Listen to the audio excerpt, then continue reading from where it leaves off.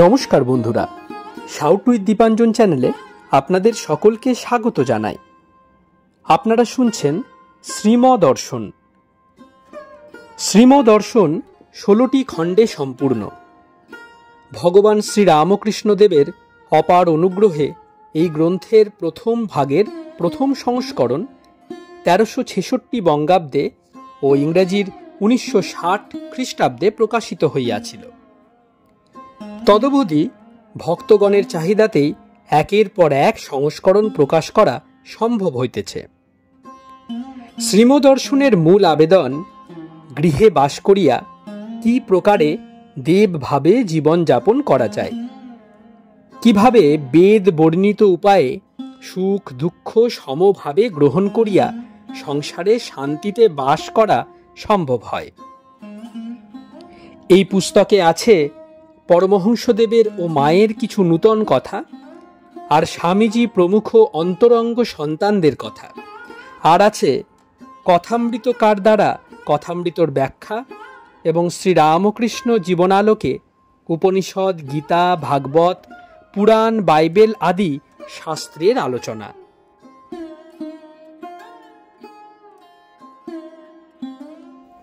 স্বামী নিত্যাত্মানন্দ বিরচিত শ্রীমদর্শনের আজ 41তম পর্ব। চলুন আজকের পর্বটি শুরু করা যাক।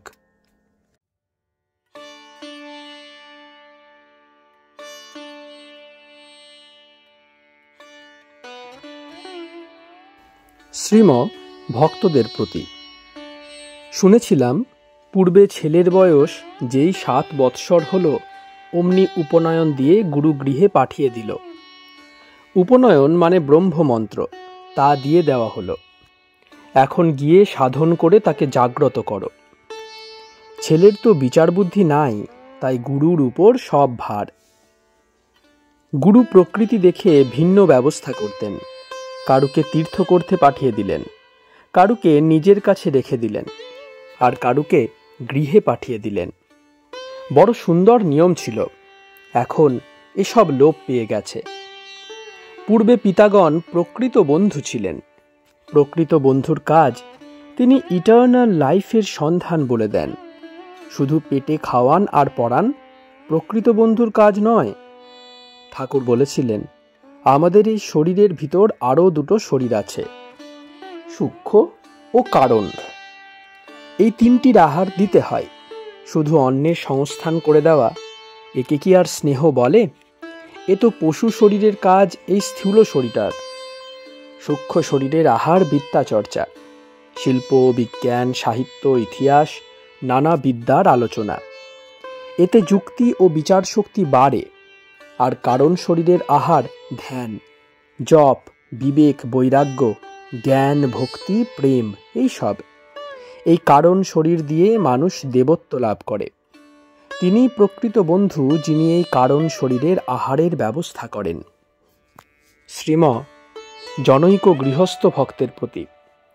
শুধু পেটে কতকগুলি খাওয়ানো একে স্নেহ বলে না। এর জন্য এই কঠিন পরিশ্রম ও অর্থ উপার্জন। রাম, একে বলে স্নেহ? ছেলে যেই একটু বড় হলো, অমনি দাও বিয়ে। নিজে যা নিয়ে আছে তাই দাও। ভগবানের নাম নাই, সাধু ভক্ত সেবার নাম নাই। উপার্জিত অর্থে শুধু পেট পূজা, এই স্নেহ? ছি ছি! উত্তেজিতভাবে মুখে আগুন এমন ভালোবাসার। মণিমল্লিকের ছেলে মারা গেল। প্রথমে কত শোক প্রকাশ করলেন ঠাকুর, কত করে তাকে বোঝালেন। ওমা, শেষে বলছেন, জীব সাজো সমরে রণবেশে কাল প্রবেশে তোর ঘরে। মূর্খ, তুমি শোক করছো, মৃত্যুকে ভুলে আছো। তোমার ভিতর যে মৃত্যু পূর্ব থেকেই ঢুকে আছে। মৃত্যুকে জয় করার জন্য প্রস্তুত হও। সেই মৃত্যুঞ্জয়ের শরণ লও, সমণ্ডরে যাঁর শাসনে। শ্রীম ভক্তদের প্রতি। এইসব তাজ্জব কাণ্ড দেখে ঠাকুর মুচকি হাসতেন। কোথাও কিছু নাই, একা বসে হাসছেন। ইন্ডিভিজুয়াল কেস যখন দেখতেন তখন মুচকি হাসতেন। আবার জগতের ব্যাপার যখন কালেকটিভ ওয়েতে, দেখতেন তখন হাততালি দিয়ে নাচতেন মহামায়ার কাণ্ড দেখে। এত সব করার পর, অত কথা বলবার পরও লোকের চৈতন্য হয় কই? 3 দিন করলেও হয় বলেছিলেন, করবে কি করে? সংস্কার থাকলে তো হয়। একটা মত আছে, জন্মমাত্রই সুখদেব তপস্যা করতে চলে গেছিলেন। এসব সংস্কার থাকলে হয়, পূর্বজন্মের কিছু সঞ্চিত থাকা চাই, তবে হয়, নইলে মনই যায় না ওই দিকে। কি অজ্ঞান আমাদের! যাদের ম্লেচ্ছ বলা হয় তারা পর্যন্ত ভারতের দিকে তাকিয়ে আছে। বলছে ভারতী জীবন সমস্যা সমাধান করেছে, কিন্তু আমাদের চৈতন্য হচ্ছে না। সরল জীবনযাত্রা আর ভগবত চিন্তা, ইহাই ভারতের সনাতন বাণী, ঋষিদের আবিষ্কার, কিন্তু আমরা তা ভুলে রয়েছি। 3. বড়জিতেন, তপস্যা করার তেমন শক্তি আর কোথায় আছে? মনেও নাই, শরীরেও নাই। শ্রীম, সে কি কথা? শক্তি তো বাড়বে তপস্যা করলে। তপস্যার অর্থই হলো স্বরূপকে চেনবার চেষ্টা। যত ওদিকে মন যাবে তত শক্তি বাড়বে। কি আমরা ঈশ্বরের সন্তান, কি ঈশ্বর, এই অভিমান বাড়লেই শক্তি অদম্য হয়ে যায়। হনুমানের কি মহাশক্তি! তপস্যা করলে ঈশ্বরের অনন্ত শক্তি সাহায্য করে, সেই শক্তির সহিত মিল হয়ে যায়। তাই যাদের মন দুর্বল তাদের তপস্যা করা উচিত, তবে শক্তি বাড়বে। তিনিই শক্তি দেন। ঠাকুর বলেছেন তপস্যা করতে, তার কথা পালন করার চেষ্টা করলে তিনিই শক্তি দেবেন, শারীরিক মানসিক দুই। মন শক্ত হলে শরীর তার অনুগামী হয় উত্তেজিতভাবে। তা করে কই লোক? করুক দেখি কেউ। তার এই দুটি মহাবাক্য পালন করুক। তিনি বলেছেন সাধুসঙ্গ সর্বদা দরকার, আর স্ত্রীলোক দর্শন করবে না সাধকের অবস্থায়। করুক দেখি কেউ এই দুটি পালন। সিদ্ধ হয়ে যেতে পারে কেউ যদি পালন করে, তার বেলা নয়। কিছুই করব না আর শক্তি অমনি ফস করে এসে যাবে। গুরু মন্ত্র দিয়ে বলেন সাধন তপস্যা দ্বারা একে জাগ্রত করো। শক্তি শক্তি করে চিৎকার করলে কি আর শক্তি আসে? পালন করতে চাই, চেষ্টা চাই। অবতার হয়ে এসে ঠাকুর যা বলেছেন তা পালন করলে শক্তি অবশ্য আসবে। তাই সংস্কার মানতে হয়। এটি থাকলে ফস করে হয়ে যায়। 5 বছরের শিশু মত্ত হয়ে বাজাচ্ছে কি গান গাইছে, কেন? সংস্কার আছে, পূর্বের করা আছে তাই। শ্রীম, অন্তবাসীদের প্রতি। কাল সুখদেবের বৈরাগ্যের কথা যা পড়া হচ্ছিল সেটা মুখে মুখে একবার বলুন না। অন্তেবাসী, সুখদেবের বৈরাগ্য হয়েছে। ব্যাসদেব পিতা শোকে অশ্রু বিসর্জন করছেন। বলছেন পুত্র, তুমি বিবাহ করিয়া গৃহস্থ হও, তারপর বার্ধক্যে ধর্মাচরণ করবে। সুখদেব উত্তর করিলেন, পরতন্ত্র ব্যক্তির সুখ কথায়, বিশেষত যে স্ত্রীর অধীনে তার সুখ একেবারেই নাই। আত্মীয় কুটুম্ব ধনের জন্য সর্বদা গঞ্জনা করে, রাত্রিতে তাই সুখে নিদ্রা হয় না। গর্ভবাস, জন্ম, জরা, মৃত্যু সবই দুঃখপূর্ণ। যাতে এই সব দুঃখের অবসান হয় তার চেষ্টা করব। এই বলে সন্ন্যাস গ্রহণ করলেন। শ্রীম, মানে তপস্যার্থ গৃহত্যাগ করলেন। দেখুন, তপস্যা করতে হয়, তপস্যা ছাড়া হয় না। তপস্যা করতে করতে আকাশবাণী হলো, আমি সব হয়ে রয়েছি। তা না হলে মহাপুরুষরা কেন তপস্যা করেন? বেদে তাই ইহাকে ব্রহ্ম বলা হয়েছে, তপোব্রহ্ম।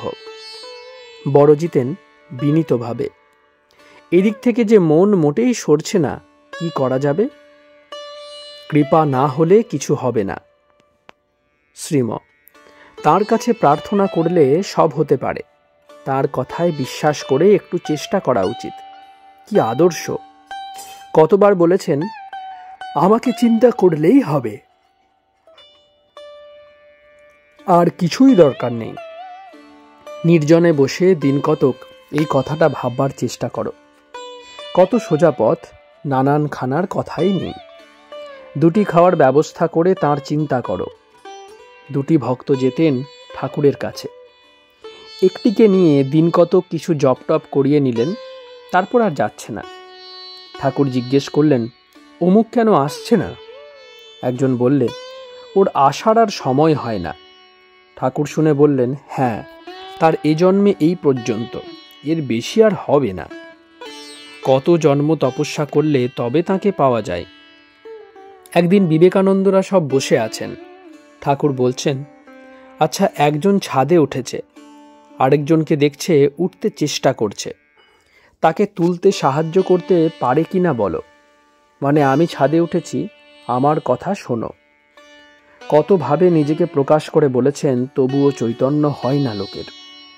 কি করে হবে? সবচেয়ে নিম্ন দৃষ্টি।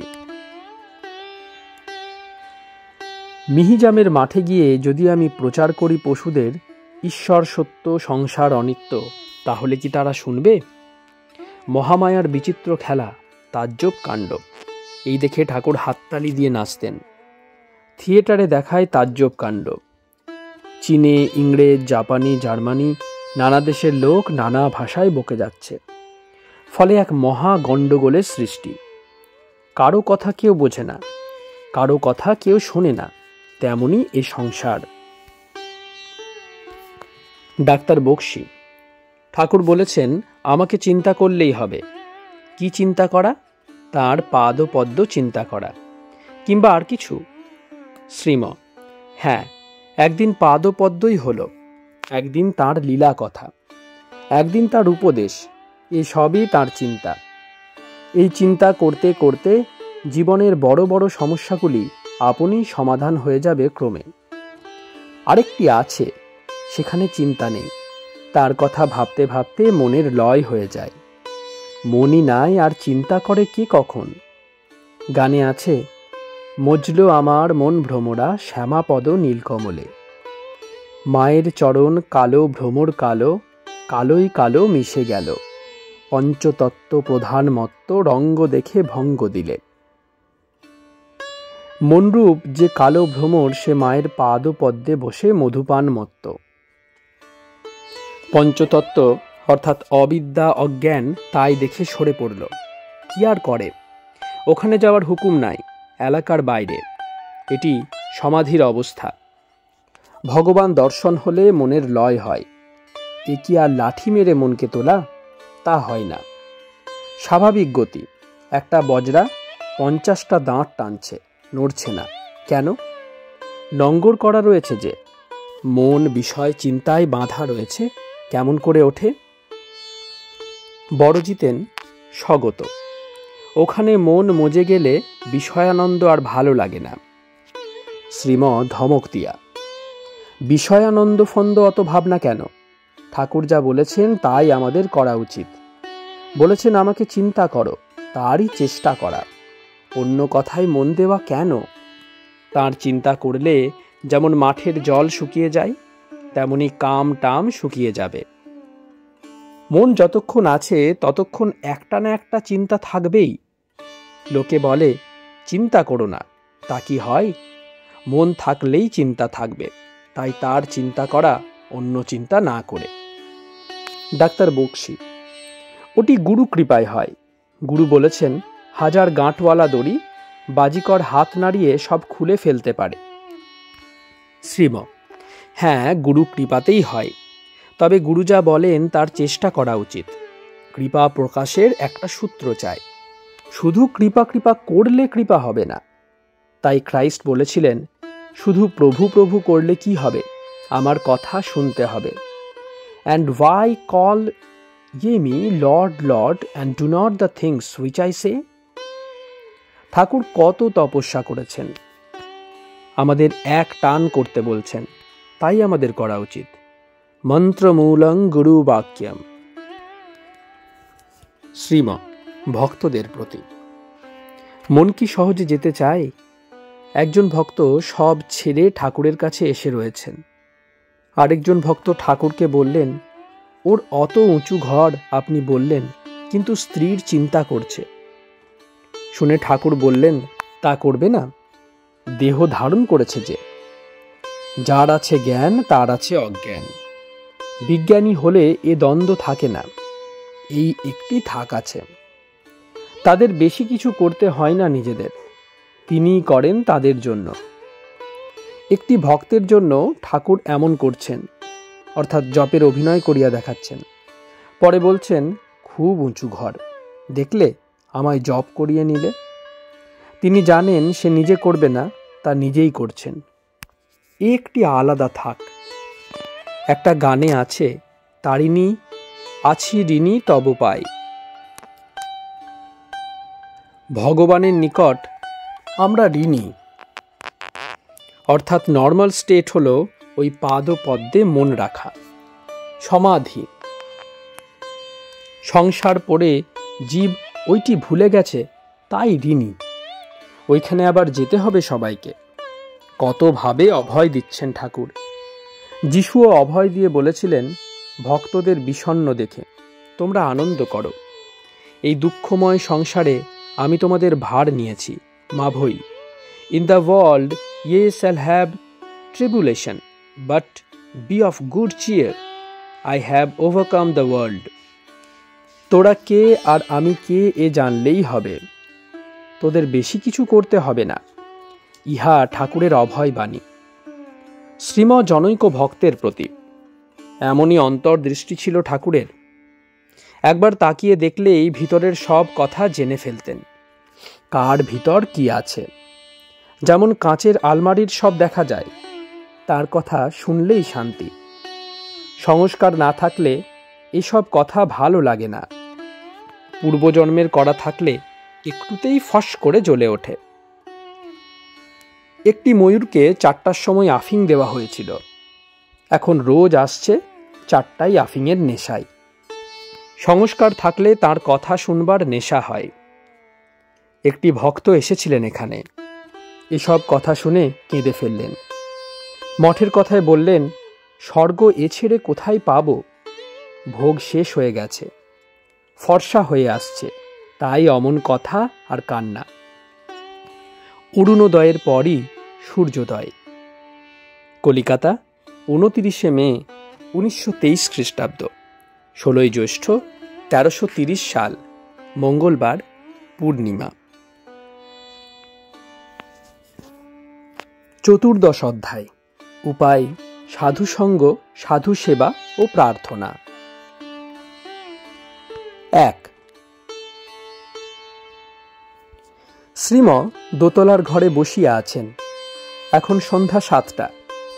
চারিদিকে ভক্তগণ, শুক্লাল, ডাক্তার, বিনয় ও জগবন্ধু।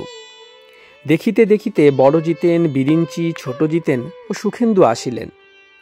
অল্পক্ষণ মধ্যে রাখাল, যোগেন, মনোরঞ্জন, ছোট নলিনী প্রভৃতি আসিয়া উপস্থিত হইলেন। ভবানীপুর হইতে ডাক্তার ইন্দুমাধব মল্লিকের 2 ভ্রাতা আসিয়াছেন। একজন শ্রীমর পুত্র প্রভাসবাবুর শ্বশুর। প্রাথমিক আদর আপ্যায়নের পর শ্রীম তাহাদের সহিত ঈশ্বরীয় কথা কহিতেছেন। শ্রীম মল্লিক মহাশয়ের প্রতি।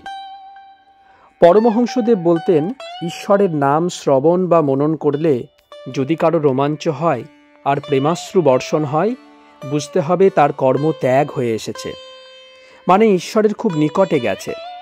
যেমন অরুণোদয় হলে সূর্যোদয়ের আর বেশি বাকি থাকে না, তেমনি ঈশ্বরের নামে দেহে এইসব সাত্ত্বিক লক্ষণ দেখা দিলে বুঝতে হবে শীঘ্রই তিনি দর্শন দিবেন।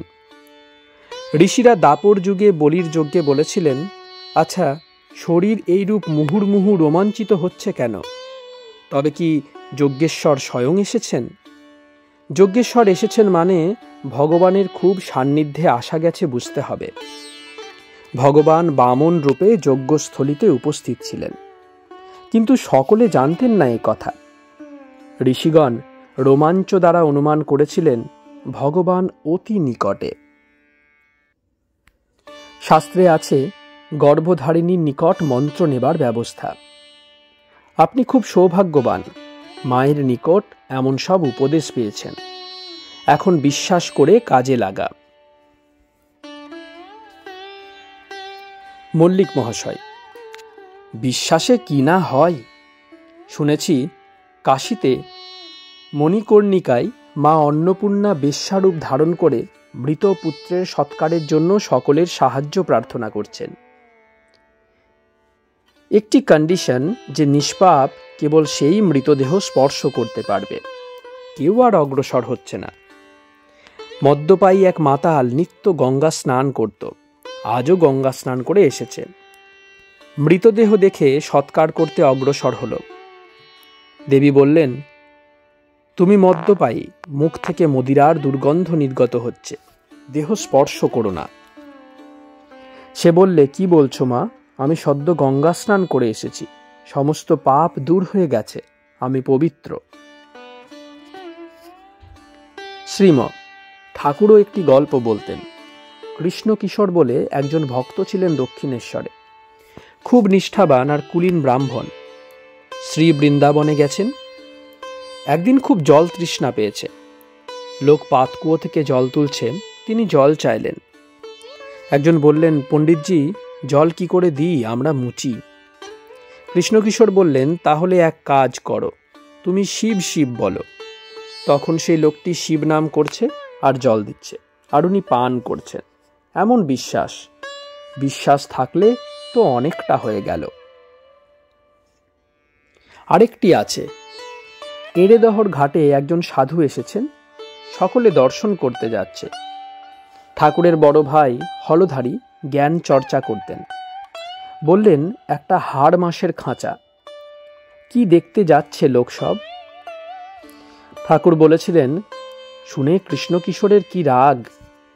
বললে, কি, যে শরীর দিয়ে ভগবানের পূজা হচ্ছে, যে তার জন্য সর্বস্ব ত্যাগ করেছে, তার শরীরটা হাড় মাসের খাঁচা।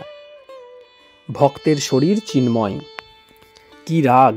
হলধারীর সঙ্গে কথা কওয়া বন্ধ হয়ে গেল। কালীবাড়িতে ফুল তুলতে আসতেন, কিন্তু হলধারীর দিকে ফিরেও চাইতেন না। এমন নিষ্ঠা, এমন বিশ্বাস। আমি পাপী, আমি অধম, বৈষ্ণবদেব এ ভাব ঠাকুর পছন্দ করতেন না। তিনি বলতেন, যদি তাই বলবে তাহলে নাম মাহাত্ম্যের কি হবে? তুলোর পাহাড়ে একটু আগুন পড়লে সবটা জ্বলে যায়, তেমনই নাম। একবার নাম করলে সব পাপ বিনষ্ট হয়ে যায়। বিজয়কৃষ্ণ গোস্বামীকেও ব্রাহ্ম সমাজে একদিন এই কথাই বলেছিলেন, তোমরা অত আমি পাপী করো কেন? বরং বলো, কি, আমি তার নাম করেছি, আমার আবার পাপ? মল্লিক মহাশয়, খ্রিস্টানদের চার্চে যে প্রেয়ার পাঠ হয় তাতে কিন্তু পাপ টাপের কথা নেই। শ্রীম Our Father, which art in heaven, hallowed be thy name. Thy kingdom come, thy will be done in earth as it is in heaven. Give us this day our daily bread, and forgive us our debts as we forgive our debtors. And lead us not into temptation, but deliver us from evil. For thine is the kingdom and the power and the glory forever. হ্যাঁ, এতেও সব নেই। পরমহংসদেবও আমাদের একটি ভগবদ বন্দনা শিখিয়েছিলেন। আমি দেহসুখ চাই না মা, লোকমান্য চাই না মা, অষ্টসিদ্ধি চাই না মা, শতসিদ্ধি চাই না মা, তোমার পাদ পদ্মে শুদ্ধা ভক্তি দাও। আর এই করো যেন তোমার ভুবন মোহিনী মায়ায় মুগ্ধ না হই। লোকমান্য যার এইটুকুর জন্য মুখের লাল পড়ে। অষ্টসিদ্ধি, হেঁটে নদী পার হওয়া, রোগ সারানো, এইসব। শ্রীকৃষ্ণ বলেছিলেন অর্জুনকে, এ দিয়ে সংসারে বড় হতে পারো, কিন্তু ঈশ্বর লাভ হবে না। অর্জুন তাই সিদ্ধাই নিলেন না। ঠাকুর আরও বলেছিলেন, মা, আমি যন্ত্র, তুমি যন্ত্রী, আমি ঘর, তুমি ঘরণী, আমি দেহ, তুমি দেহী, আমি রথ, তুমি রথী, যেমন চালাও তেমনি চলি, যেমন বলাও তেমনি বলি, যেমন করাও তেমনি করি। মা, শরণাগত শরণাগত শরণাগত। মল্লিক মহাশয়, আচ্ছা, কৃপা না হলে কি হয়? শ্রীম কৃপা কি আর এমনি হয়? একটা সূত্র চাই, ধ্যান, জপ, তপস্যা। তার নাম জপ করলেও কৃপা হয়। খ্রিস্টিয়ান ভক্তগণ জপ করে পেটার নাস্টার, মানে আমাদের পিতা, মেরিয়া, দেবী মেরি, এইসব নাম রোজারিতে অর্থাৎ মালাতে। মল্লিক মহাশয়, আচ্ছা, সব লোক যদি ঐরূপ প্রার্থনা করে তাহলে সংসার থাকে কি করে? শ্রীম: না, তা কেন হবে? সকলের জন্য তো নয়। একটা স্কুলে ফার্স্ট, সেকেন্ড, থার্ড নানা ক্লাস আছে। সকলেই কি আর ফার্স্ট ক্লাসে পড়ছে? যারা ঈশ্বরকে চায় তাদের থাকই আলাদা। ঠাকুর বলতেন, মানুষের 3টি থাক আছে। যোগী যেমন মৌমাছি ফুল বই বসবে না, তেমন নারদ সুখদেব। যোগ ও ভোগ সেও একটি, যেমন পাণ্ডবগণ। এদিকে দেবকন্যা, নাগকন্যাও নেবে, আবার ভগবানও সঙ্গে সঙ্গে। আরেকটি কেবল ভোগ নিয়ে আছে। মল্লিক মহাশয়, সকলকেই একদিন ফার্স্ট ক্লাসে যেতে হবে। শ্রীম: হ্যাঁ, গীতায় আছে, অনেক জন্ম সংসিদ্ধস্তত ইয়াতি পরাং গতিম। এক জন্মে নাও হতে পারে। তা বলে সাধন ভজন ছাড়বে কেন? খানদানি চাষার মতো চেষ্টা করতে থাকবে, হোক বা না হোক। মল্লিক মশাই বিদায় গ্রহণ করিলেন। 2. যোগেন ডাক্তারের নিকট মৃদুকণ্ঠে নিজের দুঃখের কথা বলিতেছেন। ডাক্তার শ্রীমকে জানাইতে উপদেশ দিলেন। যোগেন বিনীতভাবে শ্রীমর প্রতি, আগে আমার উপর একটু কৃপা করুন। স্ত্রীলোক দর্শনে এখনো চিত্ত চাঞ্চল্য উপস্থিত হয়। বাইরে অশ্রুজল বিসর্জন করি বটে, কিন্তু অন্তর শুষ্ক। ঠাকুরের জন্য কান্না আসে না। আপনার কৃপায় দক্ষিণেশ্বরে থাকা খাওয়ার সুবিধা হয়েছে। আরেকটু কৃপা হলেই হয়। শ্রীম ক্ষণকাল মৌন অবলম্বনের পর উচ্চ হাস্যে, তাই তো ঠাকুর বলতেন, রোগ লেগেই আছে। যদি তাই হয় তাহলে তার ব্যবস্থা নিতে হবে, অর্থাৎ প্রেসক্রিপশন। তিনি বলেছেন সর্বদা সাধু সঙ্গ করতে। তা আমাদের করা উচিত। আর যাদের আন্তরিক কান্না আসে তাদের কাছে বসতে হয়, তবে নিজেরও কান্না আসবে। আন্তরিক কি করলুম আমরা তার জন্য? কোথাও কিছু নাই এমন কি আর হয়? 1000 বই পড়ো আর ওকালতেই পাশ করো, কিছুতেই কিছু হবে না। ভালো উকিল হতে গেলে বড় উকিলের নিকট শিক্ষানবিশ হতে হবে, উকিলের সেবা করতে হবে। ঠাকুর বলতেন, যেমন উকিল দেখলে জজ আদালতের কথা মনে পড়ে, তেমনি সাধু দেখলে ভগবানের কথা মনে পড়ে। সাধু সঙ্গ, সাধু সেবা, নির্জন বাস এসব করতে হয়। কিছুই করলে না, ধরলে না, ছুঁলে না, আর ফস করে হয়ে যাবে, তা হচ্ছে না। পঞ্চবটিতে শ্রীমর সাধু সেবার গল্পটি বললেন। মিহিজাম প্রসঙ্গে একটু ফিরতে হবে। একদিন কতকগুলি সাধু এসেছেন, আমাকে আটা, ঘি এসবের ব্যবস্থা করে দিতে বললেন। আর বললেন, সাধু সেবা করা ভালো, কি বলো? তারপর একটি গল্প বললেন। একজন সাধু স্নান করছিল, তখন জলে তার কৌপিন ভেসে যায়। দ্রৌপদী দেখে নিজের কাপড়ের আধখানা ছিঁড়ে সাধুকে দেন। কৌরব সভাতে বস্ত্র হরণের সময় দ্রৌপদী কেঁদে কেঁদে প্রার্থনা করছেন, প্রভু লজ্জা নিবারণ করো। ভগবান দর্শন দিয়ে জিজ্ঞেস করলেন, তুমি কোনো সাধুকে কখনো বস্ত্রদান করেছ কি? দ্রৌপদী তখন ওই ঘটনাটি বললেন। ভগবান ভরসা দিয়ে বললেন, তবে আর ভয় নাই, বস্ত্র যত টানছে ততই বেড়ে যাচ্ছে তার মায়ায়। গল্পটি বলেই আমায় জিজ্ঞেস করলেন, বলো তো কি বললুম? তার অর্থ একেবারে অঙ্কিত করে দিচ্ছেন মনে। আমার দ্বারা আবার বলিয়ে নিলেন। আটা, ঘি সব এলে সাধুরাই রান্না করলেন, তারা খেলেন, ঠাকুরও তাদের সঙ্গে বসে খেলেন, আমার জন্য কিছু রেখে দিলেন। শ্রীম যোগেনের প্রতি, এই তো রোগ, সব করা যাচ্ছে, কিন্তু সাধুকে কিছু দেবার বেলায় যত হিসাব। অনেক খতিয়ে তবে কিছু বের হবে, আর স্ত্রী, পুত্র, জামাতার জন্য 2 হাতে লোক টাকা ঢালছে। যত লাগে নাও, তাতে না নাই। এইবার মিহিজামে একটি পাচক ব্রাহ্মণের সঙ্গে আলাপ হলো। খুব প্রাচীন লোক, অনেক বড় লোকের বাড়িতে কাজ করেছে। এক বিলেত ফেরতের বাড়ির কথাই বললে, ছেলে মেয়েদের জনে জনের এক একটা মোটর কার, এক একজনের হাফ ডজন করে চাকর, আর রান্না হচ্ছে নানা স্থানে। একখানে বাঙালি রান্না শুক্তো টুক্তো, আরেকখানে পোলাও কালিয়া, আরেকখানে বিলাতি খানা তৈরি হচ্ছে। আবার প্রিজার্ভড মিট অর্থাৎ টিনে রাখা বিলিতি মাংস, তাই এক এক স্লাইস করে সকলে নিচ্ছে। মেয়েগুলি শুদ্ধ ওই সবই খাচ্ছে। বাজার হচ্ছে নিজের নিজের ফ্যান্সি মতো। কাপড়ের স্তূপ যার যা পছন্দ নিজে নিজে কিনে আনছে। এই করে হাজার হাজার টাকা খরচ করছে, কিন্তু দেব সেবার সাধুভক্তির সেবার নামটিও নেই। শুনলাম শোকের সময় আমাদেরই মতো আছাড় পিছুড় খেয়ে পড়ে, তখন বিবিয়ানা থাকে না। অনেক মেমদের কথা শুনেছি, তারাও শোকে গড়াগড়ি যায়। একেই ঠাকুর বলতেন অবিদ্যার সংসার।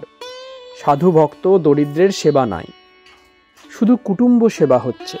ছি, একে স্নেহ ভালোবাসা বলা চলে না। যে ভালোবাসায় ভগবানের পথে নিয়ে যায় তাকে বলি ভালোবাসা। এ কি, রোজগার করছে মাথার ঘাম পায়ে ফেলে, আর পেটে লাগাচ্ছে সব। এ কিরকম জীবনযাপন? পশুরাও তাই করছে, প্রভেদ কোথায়?